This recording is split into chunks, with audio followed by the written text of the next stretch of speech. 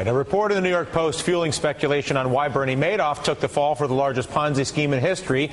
Inmates serving at the North Carolina Correctional Facility with the convicted swindler say that Madoff has been telling them that he's dying of cancer. Inmates say he's taking about 20 pills a day for his cancer, and that he does not have much longer, in fact, to live. Rumors of Madoff suffering from pancreatic cancer are not new. Some surfaced well before he even arrived at the Butner, North Carolina prison back in June. However, the Federal Bureau of Prisons issued a statement saying Bernie Madoff is not dying of cancer.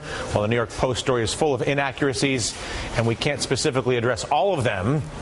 They say, we can tell you that Bernie Madoff is not terminally ill and has not been diagnosed with cancer. The same jailhouse sources to the New York Post say that the Ponzi schemer has stripped off his shirt for Native American sweat lodge ceremonies done with other prisoners. You can't make this stuff up. Another prisoner told the tabloid that Madoff has been making friends with the gay prisoners. Larry Levine, back in the conversation, out of Burbank, head of Wall Street Prison Consultants. It's an organization that says it specializes in stock and security fraud, federal sentence reductions, as well as consulting surviving the prison life. Larry, let us commence. First off, is pretending you have cancer, if in fact that's what's going on here, an advisable tactic when you come into prison and are trying to protect yourself from whatever may scare you? Well, he might be looking for some sympathy, I don't know, from the staff, from the other inmates. But as far as him taking all these pills, it could be for heart medication, blood pressure, cholesterol, psych meds, thyroids, vitamins. Who knows? See, they go to pill line. He's in a medium, so he's probably not taking his pill bottles back to his cell. So he goes to pill line. They give him these little cups with all these pills in it. You've got inmates standing behind him. They're shoulder surfing, seeing, wow, Madoff's taking all these pills, and they're asking him what they're for, and he's probably saying, yeah, you know, I'm dying of cancer. So he's trying to blow them off. This kind of stuff happens. So if you look at some of the other narrative, and not knowing what's obviously entirely true or true at all, but to the extent to which he's taken to a community, whether it's the Navajo Indian Sweat Lodge crowd or the homosexual crowd, if you were to look at Bernie Madoff's ability to navigate the first month or two in prison, how do you think he's doing, and what would you advise him going into the fall?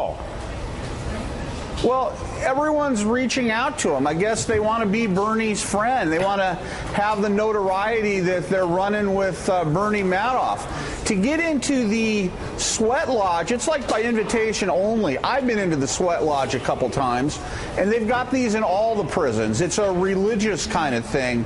And they go in there, they take their shirts off, they heat the stones up, they smoke sage, they chant, they play the drum, or they smoke anything else they can get into the institution.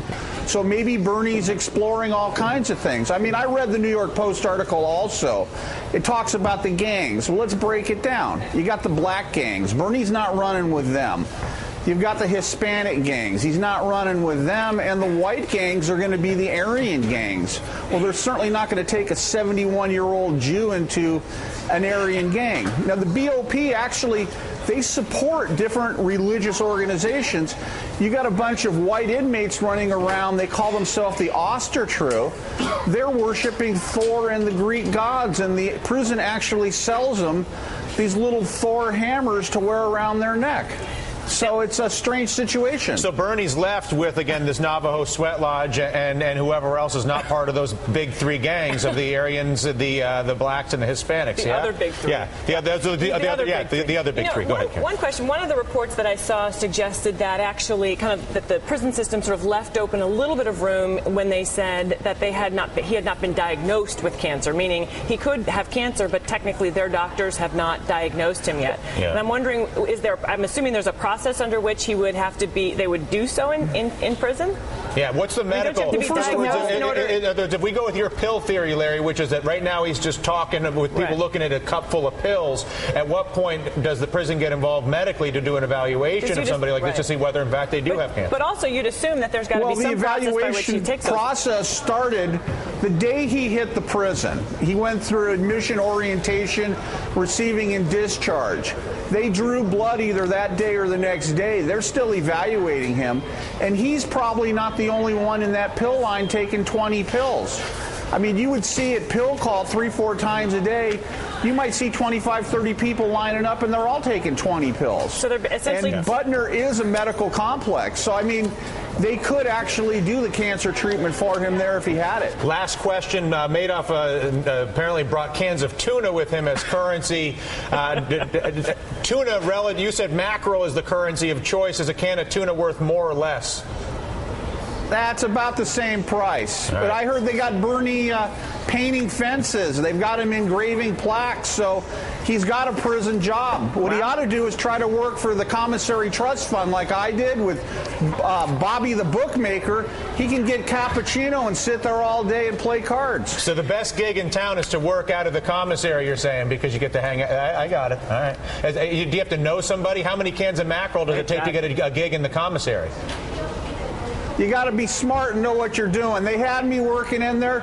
The Italian inmates recommended me. They said, hey, we got a smart Jew that knows how to run things. So the Italians? Let's plug him in there, and they did. So the Italians and the smart Jews will run together in prison from time to time.